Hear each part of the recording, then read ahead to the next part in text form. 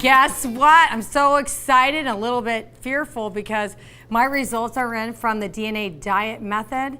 And trust me, we've got all the proof that genetics play a huge role in keeping you looking hot and feeling healthy, right? Who doesn't want to feel healthy? I'd like to welcome back Tamara Renee from Tamara Renee DNA Diet Method. Welcome back. I'm like at the edge of my seat worried like, what did you find out good stuff? Did you find out bad stuff? I'm a little nervous and anxious at the same time. You just really want to know whether you can have French fries and wine, right? I don't need to have French fries unless they're truffle oil French fries, but right. Yeah, that's only a couple. No, I like to be able to have my glass of red wine. I know. And I'll tell you, you tend to be more sensitive to sugar, so I'm going to steer you away from a lot of wine. So are we going to go for that? Because I know is there good and bad both, or is it all good or all bad? Well, you know what? There's no really bad. It's just your formula. So you might consider it bad, and you might label it bad. Okay. So you can't have a lot of fruit, but you get a lot of vegetables. Before you talk about what I can and cannot have, let's talk about what this is for people who weren't watching when you were on the show the first time. Talk about what the DNA diet method is. Fabulous. So what I do is I run your DNA through the laboratory. So I'm pairing actually science along with my 21 years of practice of helping you roll out a wellness protocols in your life. Because when a lab gives us all the information and details about what's ideal for you to express your good genes and suppress your bad genes, it's still hard. It's a bunch of information and you don't know really what the heck to do with that. Right. I'm superb at analyzing and assessing your life and helping you roll out systems so that you can implement it and maintain that. I love that. And so what she had me do, she took the DNA, they took it to the lab, and we even did like what diseases I would be prone to. So first of all, I'm like the person who wants to know worst case scenario first, and then we go best case scenario. So let's go with the diseases. What diseases, based on my family background, my DNA, genetic background, what am I prone to? It actually tells your metabolic risk factors, your heart risk factors. So it's showing me that you actually have a propensity to express cholesterol issues, both in your LDLs, which is your bad cholesterol, or your HDLs, which is your good cholesterol. Now, and blood sugar issues, which could lead to diabetic conditions if you're not eating right for your DNA type. Okay, that's right on, folks. I got to tell you, I had one grandmother on my paternal side that died. She was diabetic and was onset diabetes. And then my grandfather had heart disease and heart attacks. And I eat very healthy, but my body produces cholesterol, so I have to be even more careful. Crazy, that is right on. Yeah. Was there any other diseases? Nope. Yay! Yay! Okay. I can control those two things. That's what's good about it, right? Absolutely. Yeah. Those are two very easy things to control. But it also makes you have to be more responsible for your diet than just the average Joe. But you're already good. You've got a lot of good wellness protocols already, in your regimes. Okay, well let's pull up the results. So this also, by the way, folks, is going to tell me how I should exercise to my DNA type, right? Or my DNA types, I should say, and how I should eat. Okay, explain to us what we're looking at here. Okay, well, see up here in the top right-hand corner where the header says exercise. It indicates there under endurance, right under it, saying that you have an enhanced benefit from endurance training. So Taylor, I'm going to recommend, based on your current level of activity, that you're doing cardiovascular 5 times a week, 1 hour each time, and every once in a while, throw in a 6th time of the week. Okay? Throw in, add an additional. Okay, but how did they come to that conclusion that I need to do an hour of cardio? Well, basically what they do is they just say you have an enhanced benefit. I know what you're doing currently right now for exercise and activity, so I know I can already start you at an hour. If you didn't have that present in your life, I would start you in like 15 and 20 minutes. Because I do about 40, 45 minutes. Right. So I'm up in the ante. Yikes, and I got so much time to do this. Okay, bring it back up. Let's see what else we have. We're going to bring up okay, now what else? So it also says, you see, strength training is beneficial. Okay. So it's not as enhanced, which means you do need strength training 2 to 3 times a week, full body time, exercise each time. Okay. Aerobic capacity and Achilles tendinopathy shows that it's typical, so you really don't have needing any extra or issues in that area. Now, weight loss response to exercise, recommended. Okay. So that is always going to help you with weight loss. It's always going to help you with HDL cholesterol issues, a little bit in body fat reducing, and insulin sensitivity enhanced benefits. So that's going to help because I do have lots of sugars in my life. Okay, let me further clarify. So we already know your metabolic risk factors, but your exercise greatly helps your specific risk factors.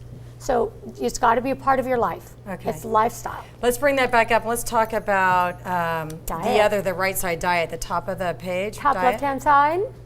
Yeah, there we go. Yes, where it says the matching diet type. So it actually says you're a low carb.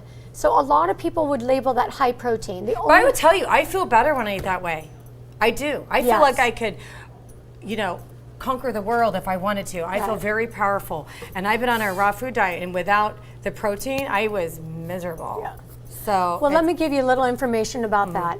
What I know from you and your dietary log that you gave me is that you still scare away from a little bit of fat.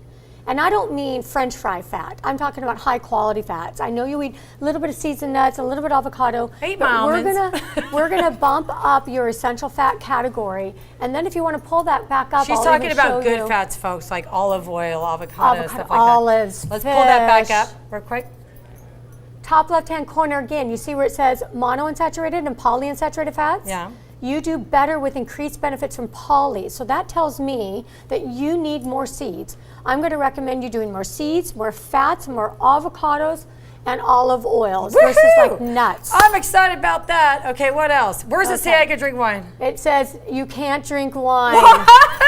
It says please have a protein. Look at sweet tooth. Eating behavior traits. I don't have a sweet tooth. It does say that you can be pacified because you have like sweet flavors. You can be easily pacified by eating fruit. You don't have an excessive sweet tooth. I don't. So you can eat baked apples. Real quick, why can't I drink? And this is obesity. Why can't I drink wine? Just tell me that. Okay, so listen to this. What is wine? Fermented grapes. Right, grapes, which is what? Sugar. Right? Okay. Too much sugar. So I'm going to tell you to have a little bit of almonds or avocado or olive oil or a little bit of fish or chicken before you have your wine. Okay. So when you go in the door, maybe you eat a little snack on the drive home so that you can go in the door, pour yourself a glass of wine, and sit and enjoy your kids. She's not taking it away from me completely. No, just telling you how to get away with it. Adjust. Yes. Okay, but would something like a cocktail vodka drink be better if I wanted one of that on the weekend? Well, this is what gets tough. One is going to be healthier for you, but if it's robbing your body of all the nutrients and blood sugar balancing, it could be detrimental long term. So I would probably say, have a little bit of sipping like clear alcohol with some fresh grapefruit juice or something like that to take and unwind with. We're going to take a quick break, and then when we come back, we're going to finish this. We're going to wrap this up, and we're going to show you how you too can benefit from the DNA diet method. We'll be right back. Fabulous.